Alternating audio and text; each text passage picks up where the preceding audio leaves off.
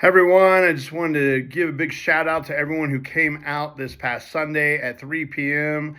to Danny Hillier's ordination and installation service over at Columbine. It was truly a fantastic celebration of Danny's journey of faith, as well as what we are all accomplishing here together. It was great to be able to state what God is up to in and among us, as well as in her life. And now we turn to this next question. What is next?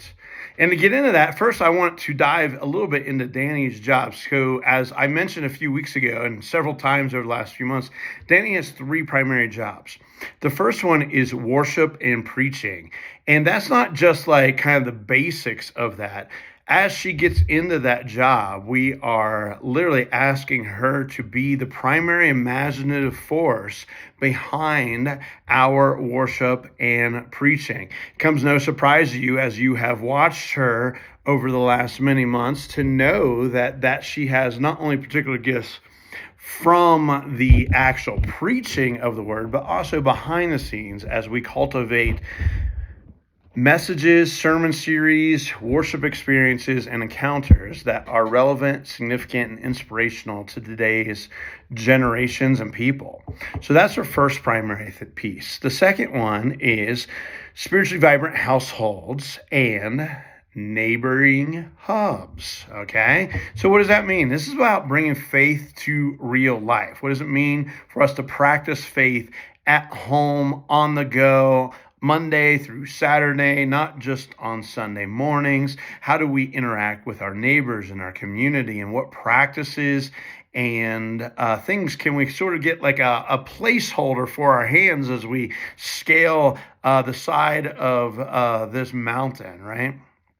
The third aspect is volunteer engagement and ministry involvement. How do we get people not only involved in the group life and programs of our churches, but also volunteering and contributing their gifts, their talents, their creativity, their resources into the work of ministry? And all that relates to what is next, because as churches, Grace and Covenant, we are trying to figure out what is next. And so part of the worship and preaching aspect for Danny's job description relates to the fact that we are trying to integrate and involve and have intergenerational interactions that span all across life, that span all the different generations, and so that the entire Sunday morning experience is not only kid friendly, but is also very interactive across all generations. This is something that is innovative. This is something that most churches don't do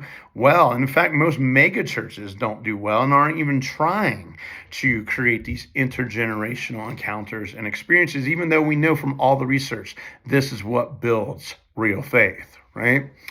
The second piece is moving faith out from just the Sunday morning experience out into our regular lives, right? We know that this is absolutely mission critical for us to be relevant, significant, inspirational in today's world. And that's going to require involvement. It's going to require volunteers. It's going to involve engagement. And so all of that is pointing to that cultivation and innovation work that's part of her title. That's part of what we are all trying to do behind the scenes as leaders in the church. That's all about creating capacity, okay?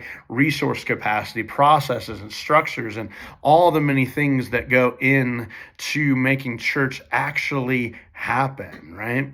And so that gets into our ministry investment portfolio. Some of you have heard me use this language, or you've seen me use it in reports. This is about our experimentation. This is about our creativity. This is about what's next for the church, not just our congregations, but the church. And so this is why our ministry partnership is so critical. It's not just about Grace and Covenant. It's about the future of the church and how we do church, how we staff church.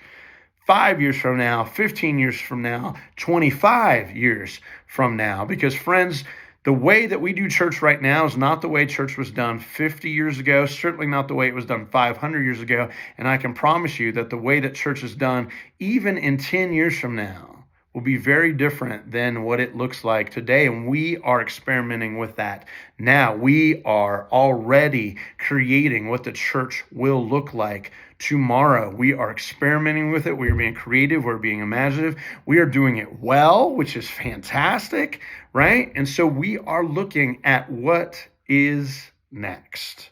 So friends, my hope is that as we celebrated this past Sunday, that you know that it's not just the past, it's certainly not just the present.